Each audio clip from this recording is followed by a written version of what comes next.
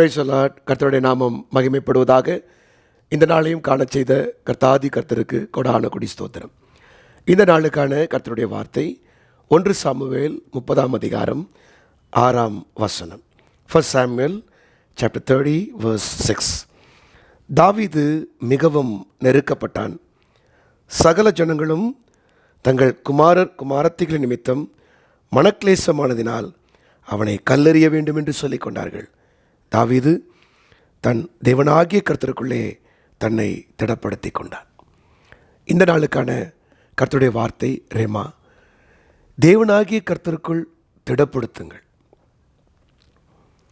Encouraging ourselves in the Lord. தேவனுக்குள்ளே நம்மை திடப்படுத்துதல். ஆம் பிரியமானவர்களே, நம்முடைய தேவனை குறித்து வேதம் சொல்லுகிற வார்த்தை, He is a God of all encouragement. எல்லா திடப்படுத்துதலின் தேவன் நம்முடைய தேவன். இந்த நாளிலே அதைரியமாக இருக்கிறீங்களா? சோர்ந்து போயிருக்கிறீங்களா? உங்களால் எழும்பி கிரியை செய்ய முடியாதபடிக்கு துவண்டு போயிருக்கிறீங்களா? இந்த நாளின் வார்த்தை உங்களை நோக்கி வருகிறது. எழும்புங்கள், கர்த்தருக்குள்ளே திடப்படுத்துங்கள். உலகம் சொல்லிக் கொடுப்பது நீங்களே நல்லா உங்களை என்கரேஜ் பண்ணிக்கோங்கன்னு. நான் அதை சொல்லவே இல்லை. வேதம் சொல்லுகிறதை உங்களுக்கு சொல்லுகிறேன். இந்த நாளுக்கான ரேமா, கர்த்தருக்குள் திடப்படுத்துங்கள். அது என்ன கர்த்தருக்குள் திடப்படுத்துதல்? பாருங்கள், தாவீது இப்பொழுது யாருக்கெல்லாம் உதவி செய்தானோ, யாருக்கெல்லாம் உதவி செய்து கொண்டிருக்கிறானோ, யாரெல்லாம் அவனோடு கூட பயணப்படுகிறார்களோ எல்லாரும் எதிர்த்து நின்று, தாவீது மட்டும் ஒரு பக்கம், மீதி எல்லாரும் ஒரு பக்கம். இவர்கள் எல்லாரும் தாவீதிடத்தில் நன்மை பெற்றவர்கள்.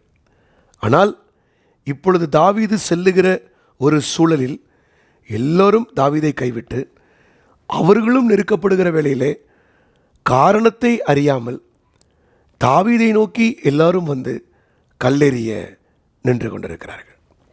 அந்த நேரத்திலே தாவீது செய்தது அழுகை அல்ல, புலம்பல் அல்ல, கூப்பாடு அல்ல, தன்னையே நொந்து கொள்ளவில்லை, தற்கொலை நோக்கி ஓடவில்லை, தன்னை மாய்த்து கொள்ள எத்தனிக்கவில்லை. தன் தேவனாகிய கர்த்தருக்குள்ளே தன்னை திடப்படுத்தி கொண்டான். இது ரொம்ப முக்கியமான ஒரு பகுதி. அப்படி திடப்படுத்துதல்னா என்ன தெரியுமா? கல்லெறிகிறவர்களையும் சூழ்நிலையையும் அவன் பார்க்கவே இல்லை. இந்த நாளிலே உங்களுக்கு கொடுக்கப்படுகிற வார்த்தை அதுதான். உங்களை வேதனைப்படுத்துகிற வியாதியோ, பலவீனமோ, மனிதர்களோ, பலவீனமோ, வறுமையோ, தரித்திரமோ, பட்டினியோ, குறைவோ, இவைகளை நீங்கள் பார்த்தீர்கள் என்றால் அது இன்னும் சோர்வுக்குள்ளாக்கும்.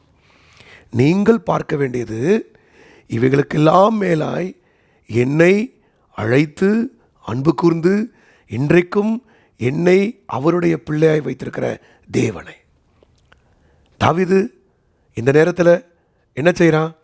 கர்த்தரை பார்த்து சொல்கிறான், கர்த்தர் என் வெளிச்சமும் என் பலனுமானவர், யாருக்கு அஞ்சுவேன்? தடப்படுத்திட்டான். அந்த ஒரு மைண்ட் செட், அந்த ஒரு வார்த்தை உள்ளே போன உடனே அவனுக்குள்ளே ஒரு பலன், ஒரு ஜெயம், ஒரு ஜெயத்தின் சத்தம். நீங்கள் பேசுங்க. இந்த காலை வேளையில் உங்களுக்கு ஒரு 4-5 காரியங்களை சொல்கிறேன். நல்லா பேசுங்க. பலவீனமான நேரமா? ரொம்ப பலவீனப்படுறீங்களா? அந்த நேரத்தில் அந்த பலவீனத்தை உயர்த்தி பேசவே பேசாதீங்க. இவ்வளோ வீக்காக இருக்கு, என் பாடி வீக்காக இருக்குது சொல்லாதீங்க. என்ன தெரியுமா சொல்லணும்? நான் பலவீனனாய் இருந்தாலும் என் தேவன் பலனானவர். கர்த்தர் என் பலன். God is my strength. ஒரு 5 தடவை 10 தடவை அறிக்கையிட்டு சொல்லுங்கள். உங்கள் கவனமெல்லாம் கர்த்தர்ட்ட போயிடும். திடனாயிடுவீங்க, பலனாயிடுவீங்க. உங்கள்கிட்ட காசு இல்லையா? வறுமையா? பட்டினியாக இருக்கிறீங்களா? அப்போ நேரத்தில் அந்த குறைவை சொல்லாதீங்க. கையில் பணம் இல்லையே, காசு இல்லையே, என்ன அதை சொல்லாதீங்க. அந்த நேரத்தில் கர்த்தருக்குள் உங்களை திடப்படுத்தி கொண்டு நீங்கள் சொல்ல வேண்டியது என்ன தெரியுமா? Jesus is my bread of life. இயேசு என் ஜீவ அப்பம், நான் போஷிக்கப்படுவேன். அப்படியே ஆண்டவர்கிட்ட போயிடுங்க. கண்டிப்பாக கர்த்தர் அந்த குறைவை நீக்குவார். தாகமாக இருக்குதா? தவிப்பாக இருக்கா? அந்த நேரத்தில் சொல்லுங்கள், இயேசு என் ஜீவ தண்ணீர். Jesus is my fountain of water. ஜீவ தண்ணீர். சத்தமாக சொல்லுங்கள். உங்களுக்குள்ள ஒரு பலன். திடப்படுவீங்க. வியாதியின் நேரமாக அந்த வியாதியை மகிமைப்படுத்தாதீங்க. சுகர், பிபி, மயக்கம், கால்வலி, தலைவலி, இடுப்பு வலி, அதை மகிமைப்படுத்தவே முடிப்பாதீங்க. எத்தனை நாளாக இருக்குது, இவ்வளோ நாளாக இருக்குது சொல்லாதீங்க. அந்த நேரத்தில் சொல்லுங்கள், இயேசு என் பரிகாரி. Jesus is my healer. அவர் தழும்புகளால் குணமாகிறேன். இயேசுவின் தழும்புகளால் நான் குணமாகிறேன். அறிக்கையிடுங்க. அந்த வார்த்தை எவ்வளோ வல்லமையான வார்த்தை. திடப்படுவீங்க, பலப்படுவீங்க. இப்படி நீங்கள் சொல்லிட்டே வாங்க. உங்கள் ஒவ்வொரு சூழ்நிலைக்கும் வார்த்தை இருக்குது பைபிளில். ரொம்ப டயர்டாகி வீக்காகி இன்றைக்கி நிறைய வேலை செஞ்சுட்டேன், இனிமேல் செய்ய முடியாதுன்னு சொல்லும்போது, என்னை பலப்படுத்துகிற கிறிஸ்துவினாலே எல்லாவற்றையும், ஆல் திங்ஸ் திரும்ப நீங்கள் அதை சொல்லும் போது கர்த்தர் உங்களை பலப்படுத்துவார். இப்படிப்பட்ட வார்த்தைகள் எல்லாம் உங்கள் வாயிலிருந்து புறப்படும் போது தேவனாகிய கர்த்தருக்குள்ளே உங்களை நீங்கள் திடப்படுத்தி கொள்ள முடியும். ஆம் பிரியமானவர்களே, உங்களை திடப்படுத்துங்கள். நீங்களே திடப்படுத்துங்கள். என்னை திடப்படுத்த ஆள் இல்லையேன்னு சொல்லவே சொல்லாதீங்க. கர்த்தர் உங்களோடு, தேவன் உங்களோடு. தாவீது திடப்படுத்தின போது அடுத்தது அவன் மைண்டு வேலை செய்ய ஆரம்பிச்சிருச்சு. எப்பெல்லாம் அதேரியப்படுறோமோ நம்ம மைண்டு ஸ்டக் ஆகிடும். அடுத்து என்ன செய்யணும்னு தெரியாது. தாவீது அடுத்து செய்தா பாருங்கள்.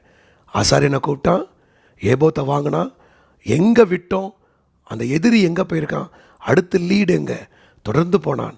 தாவீது இழந்த அனைத்தையும் சகலத்தையும் முழுவதும் திருப்பிக் கொண்டான்.